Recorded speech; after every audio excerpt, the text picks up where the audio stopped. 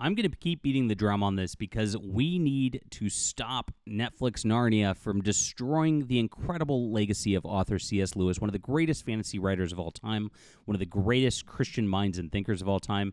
And they're doing this intentionally. This is all a demoralization psyop.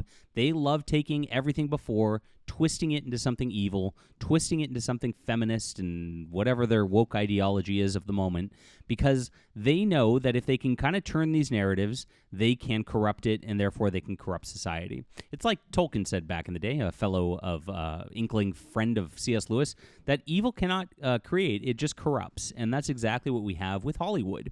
They don't make anything anymore. If you notice, there's very few original stories. It's always adapting something again or rebooting something or remaking something. They have no ideas. These people are bereft of ideas. And, that's why we're winning all the time.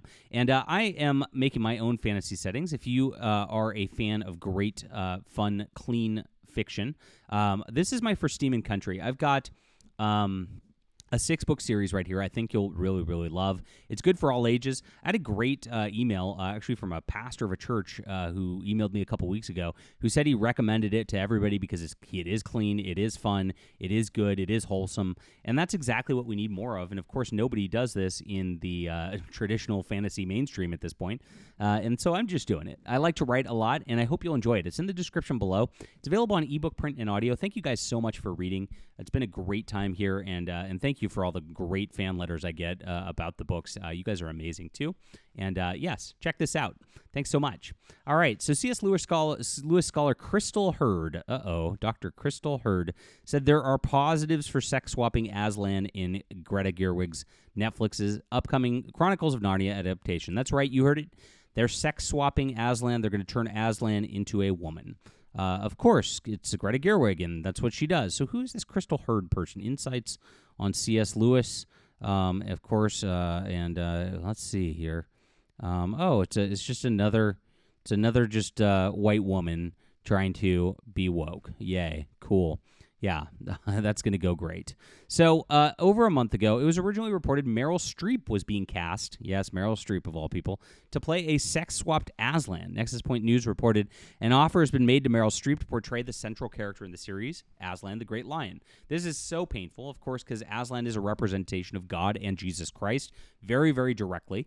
And so doing this is absolute heresy, and the intention is heresy. The intention is to destroy Christianity, make my mark. I mean, these are evil people. This is Netflix, guys. You got to remember this. Netflix adaptation. It's a meme.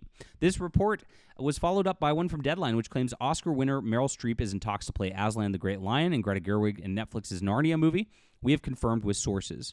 Reaction to these rumors has been completely negative, of course, with Narnia WebX poll revealing that over 65% of respondents were extremely concerned about the rumors. Of course, another 18% were feeling pessimistic. You've only got 15% of people saying they're cautiously optimistic or otherwise, and only 5% really excited because they're missing the target demographic. Greta Gerwig, of course, is the director of Barbie, if you remember, an uber-feminist movie, which was all about just like vapid feminism, and it's just so stupid, and that's exactly what she likes to push. She's trying to push this agenda way a lot, and this is going on with Narnia. Honestly, this is something Netflix needs to hear about it. Write letters to Netflix, tag them, tell them to not make this movie. It's so bad right here. They need to know, honestly, that people are not going to accept this or tolerate it. So here's Dr. Crystal Hurd. She says in an editorial on Narnia Web, she says there's positives for sex-swapping Aslan. Of course she thinks there's positive, right? Yes, I'm sure. So this is what she says is the story is fantasy, right? And they love to do this. So interesting. It's fantasy and make-believe, right? Should not be held to the same standards as the catechism. Interesting stuff right here. They always do this. It's like they go, it's just fantasy. Why are you even so concerned about it? Well, why are you so concerned to do it in the first place?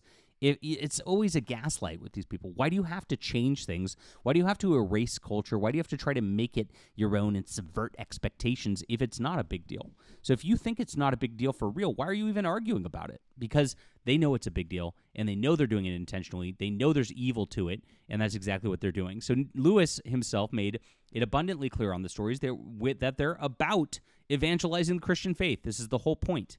On Stories and Other Essays in Literature, he wrote, then, of course, the man in me began to have his turn. I thought I saw how stories of this kind could steal a past and a certain inhibition which led paralyzed much of my own religion in childhood.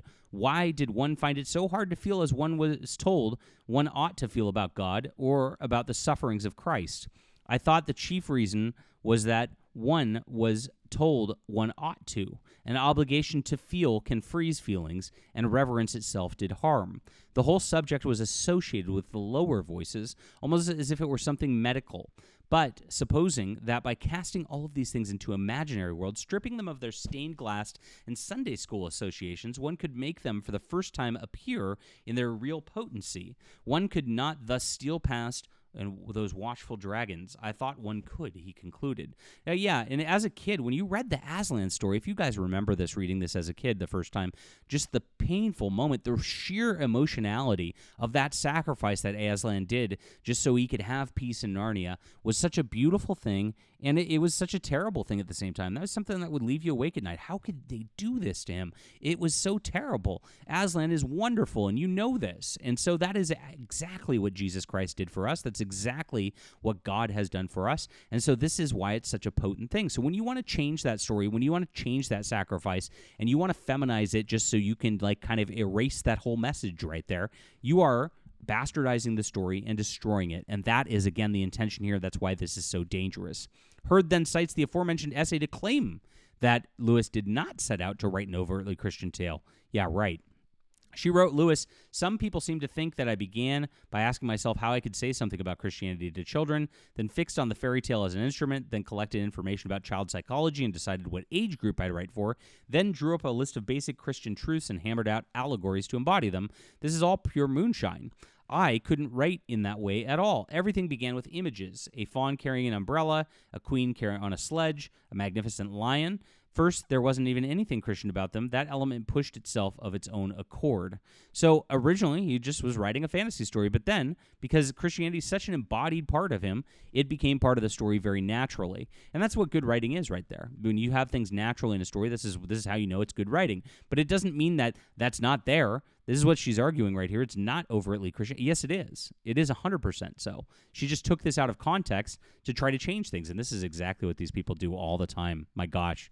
You know, if you've ever been on X when you're dealing with a non-Christian, and they always go like, don't judge anyone, bad Christian you know exactly what I'm talking about. This is what they try to do.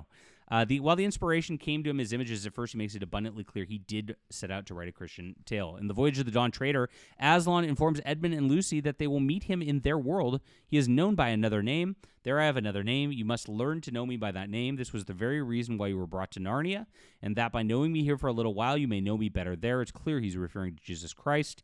Hurd's claim is objectively not true. From there, Hurd argues that the magician's nephew, Aslan, exhibits female traits. Here we go. They're transgender.